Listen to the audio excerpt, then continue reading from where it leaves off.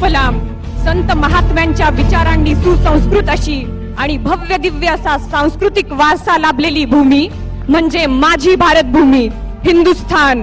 पण या समृद्धीला संपन्नतेला हिरावून घेत इसवी सनाच्या 16व्या शतकात इंग्रजांनी या भूमीत व्यापाराच्या माध्यमातून पाय रोवायला सुरुवात केली.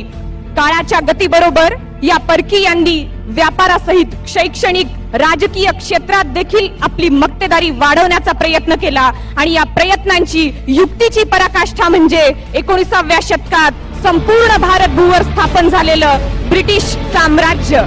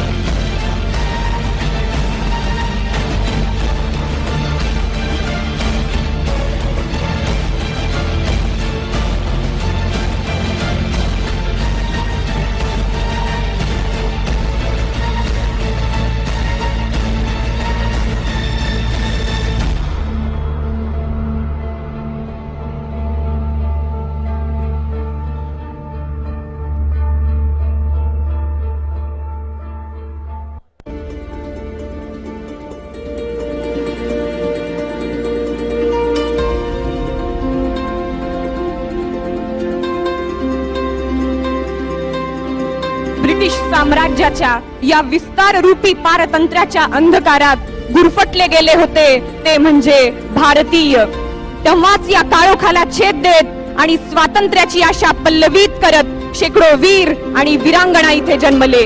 त्यापैकी एक म्हणजे मैं मेरी झांसी नहीं दूंगी म्हणणाऱ्या झाशीची राणी लक्ष्मीबाई.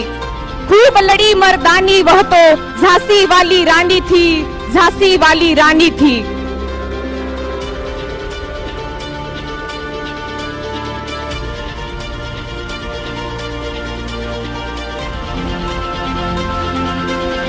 अशा या विलक्षण व्यक्तिमत्व लाभलेल्या स्त्री जातीस प्रेरणादायी ठरलेल्या झाशीची राणी लक्ष्मीबाई यांना सलाम.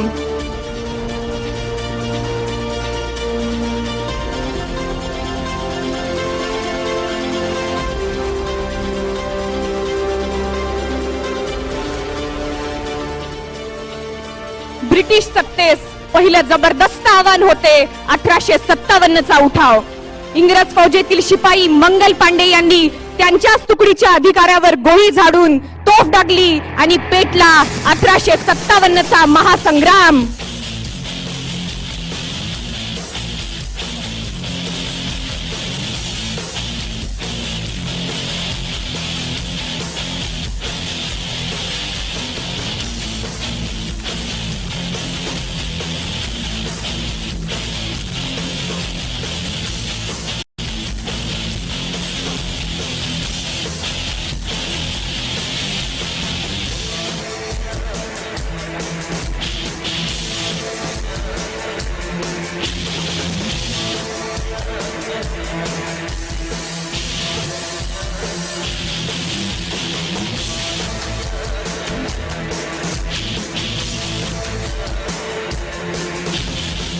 वसाहतवादी परकीय सत्ता हीच आपला खरा शत्रू असल्याची जाणीव प्रक्षुब्ध जनतेला झाली.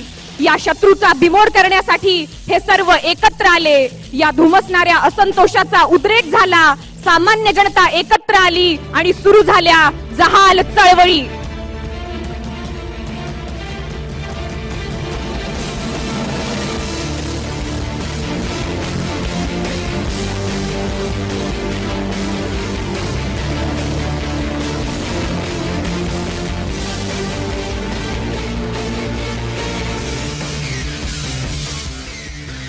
ब्रिटिशांच्या साम्राज्य विस्ताराला सामान्य जनतेने जबर प्रतिरोध केला खरा, पण इंग्रजांची सुसाट निघालेली गाडी रोखण्यात त्यांना यश मिळाले नाही.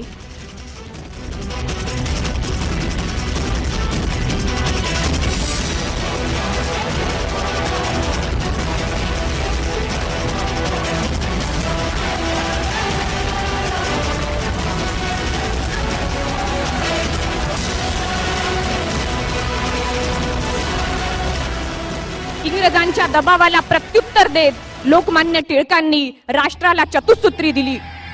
ती होती स्वराज्य प्राप्ती, स्वदेशीचा अंगीकार, परदेशी मालावर बहिष्कार आणि सर्वसमावेशक राष्ट्रीय शिक्षण.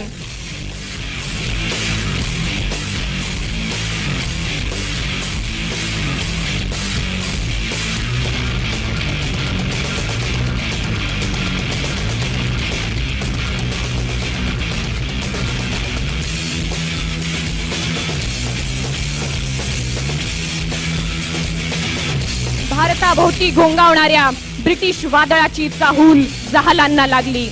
सरकारला प्रशासनास जबर विरोध करून वसाहतवादाला सुरुंग लावण्याचे उद्दिष्ट जहालांनी पत्करले.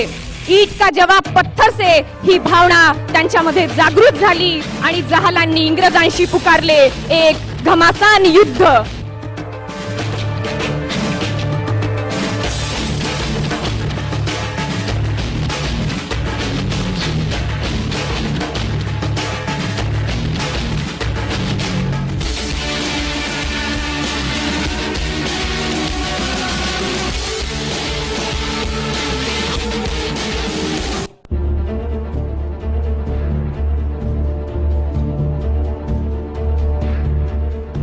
दरम्यान भारतात राष्ट्रीय काँग्रेसद्वारा फक्त मवाळ गट कार्यरत होता. त्यांनी अखिल भारतीय स्तरावरील चळवळी संघटित केल्या नाहीत. राष्ट्रीय चळवळीच्या नव्या टप्प्यातील मागण्या त्यांना पूर्ण करता आल्या नाही आणि ब्रिटिशांच्या धारणेवरच ते अवलंबून राहिले.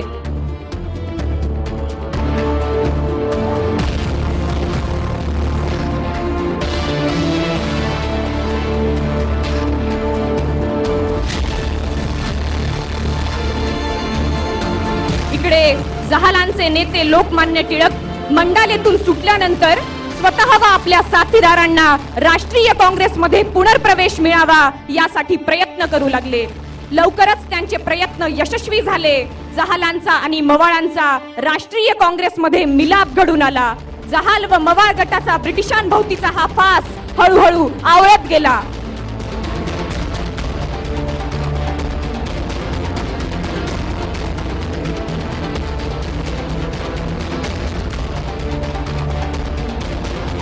पण जहाल व मवाळातील हेवे दावे पुढे देखील वाढतच राहिले आणि अंततः मवाळांनी या एकत्रीकरणाच्या चक्रातून माघार घेतली. तर जहालांनी आपली प्रयत्नांची पराकाष्ठा पुढे काही काळ अशीच चालू ठेवली.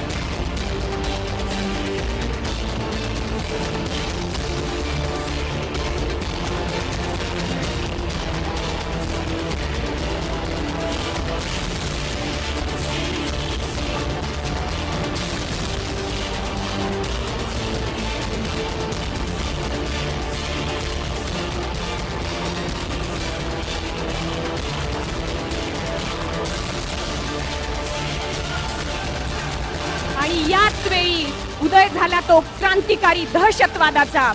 सशस्त्र क्रांतीसाठी मोठ्या प्रमाणावर शस्त्रास्त्रे जमवण्याची गरज होती आणि त्यासाठी पाहिजे होता पैसा. त्यासाठीच क्रांतिकारकांनी रचला तो एक कट. 8 दिन बाद काकोरी में लूटेंगे और उन पैसों से हम खरीदेंगे हथियार.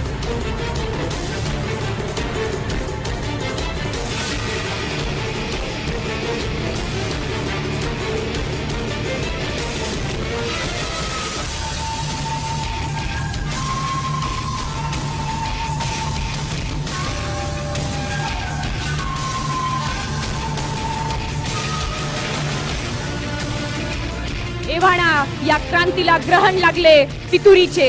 आजवर स्वातंत्र्य युद्धात एकत्र आलेले क्रांतिकारक फितुरीच बळी पडले. त्यापैकी काही इंग्रजांना सामील झाले.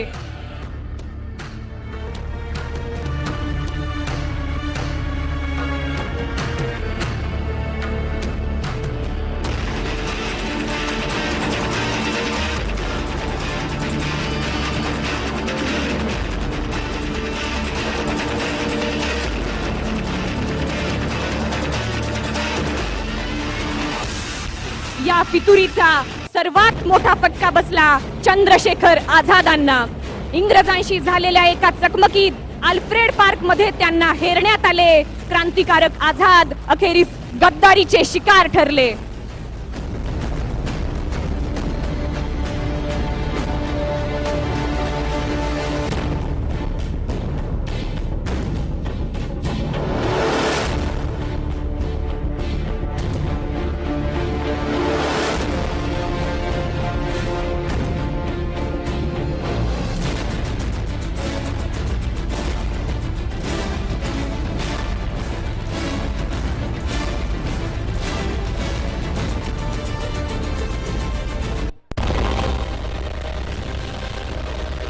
सामान्य जनतेच्या अनेक छोट्या मोठ्या उठावांनी संपूर्ण भारत स्वातंत्र्य प्राप्तीच्या भावनेने ढवळून निघाला आणि ब्रिटिशांच्या धोरणाचा त्यांनी पार धुव्वाच उडवला.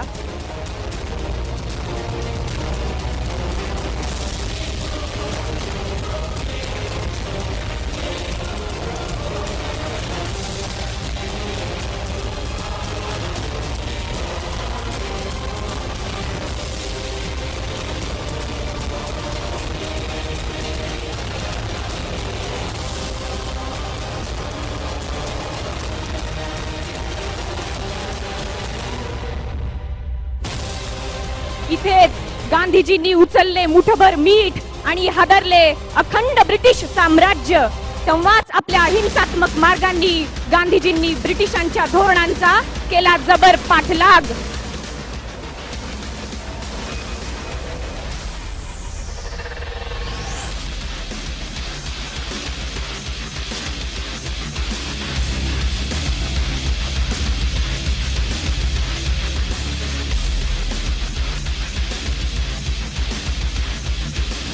देशव्यापी चळवळीला प्रभावी दिशा देण्यास कित्येक विचारवंत समाज सुधारक एकत्र आले होते. पण विचारांच्या द्वंद्वाने त्यांच्या एकात्मतेला फाटे फुटले आणि विखुरली गेली ती राष्ट्रीय चळवळ.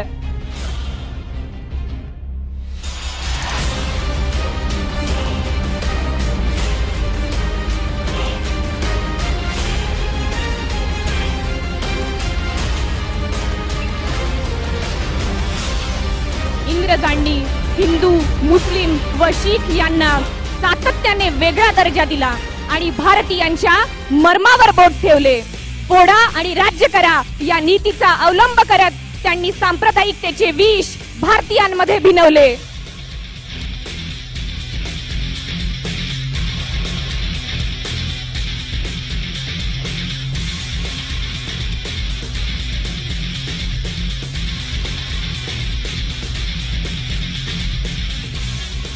सांप्रदायिकतेचा हा घाव भारतीयांच्या वर्मी बसला. इंग्रजांच्या या हुकुमी पत्त्याने अखंड अशा भारताचे दोन भाग केले, एक हिंदुस्तान आणि दुसरा पाकिस्तान.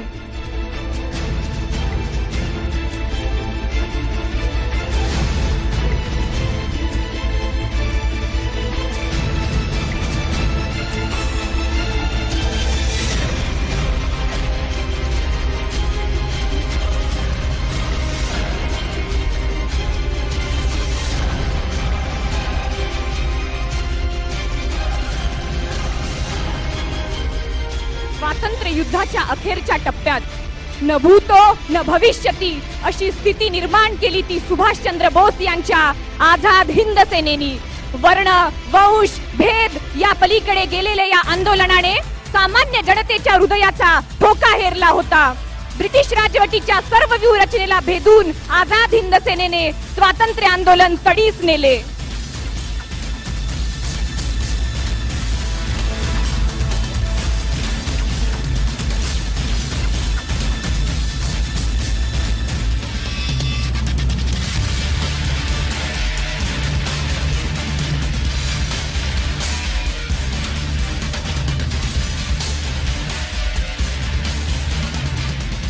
अनेक वीरांच्या व क्रांतिकारकांच्या हौतात्म्यावर दूरदृष्टीवर आधारित स्वातंत्र्य चळवळ साकारणाऱ्या कित्येक नेत्यांच्या कार्यावर आणि सामान्य जनतेने दिलेल्या अखंड लढ्यावर भारत राष्ट्रास स्वातंत्र्याचा सुवर्ण मध्य गवसला आणि साकारले संपूर्ण स्वातंत्र्य पूर्ण स्वराज्य. एक गौरवपूर्ण मनापासून केलेला लढा, मनापासून जिंकलेला, असंख्यांनी त्याग केलेला आणि स्वतंत्र भारताचे स्वप्न पाहिलेले, तो सोन्याचा दिवस उजाडलेला भारतीयांनी पाहिला.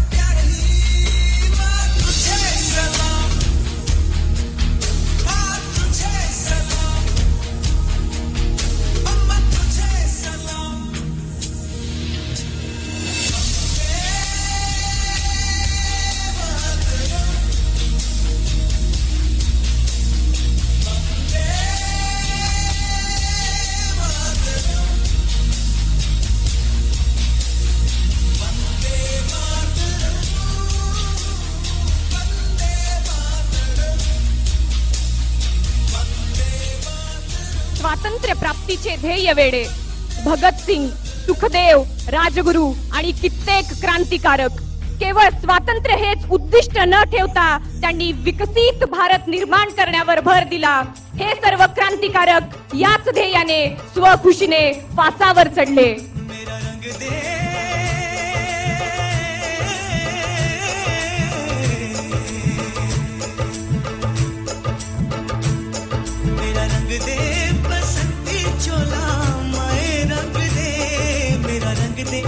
बसंती चोला माए रंग दे, मेरा रंग दे बसंती चोला रंग दे, रंग दे रंग दे बसंती चोला माए रंग दे.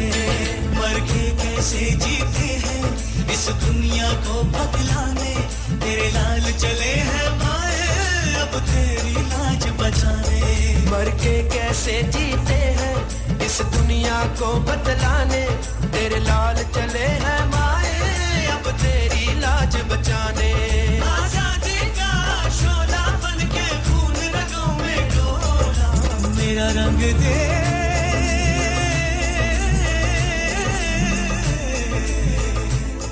मेरा रंग दे बसंती चोला माए रंग दे, मेरा रंग दे बसंती चोला.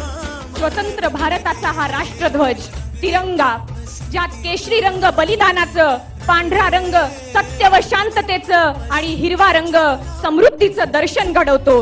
हा आपला तिरंगा असाच आकाशाला गवसणी घालत जगाच्या नकाशावर झळकत राहावा, सदैव अखंड अविरत.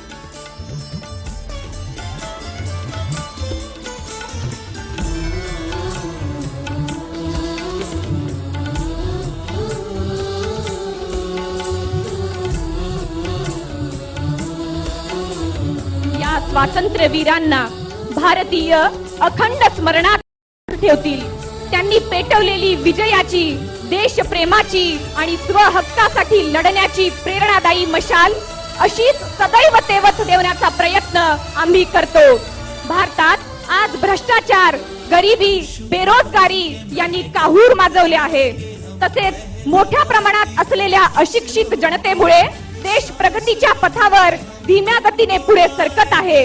याच मशालीच्या साह्याने प्रगतीच्या वाटेवरील अंधकार आम्ही पूर्ण मिटवू आणि निर्माण करू एक स्वयंपूर्ण विकसित भारत राष्ट्र. सांस बन के हम गुनगुनाएंगे आने वाली हर नस्लों में, आने वाली स्वतंत्र भारताचं स्वप्न साकारणाऱ्या देशभक्तांना आमचा मानाचा सलाम. इन्कलाब जिंदाबाद. जय हिंद. अब हमारे दिल में है, देखना है जोर कितना बाजुए कातिल में है.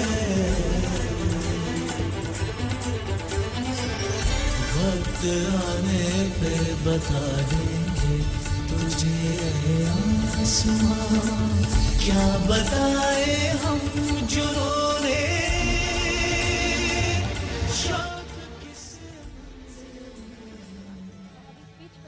What a stirring show.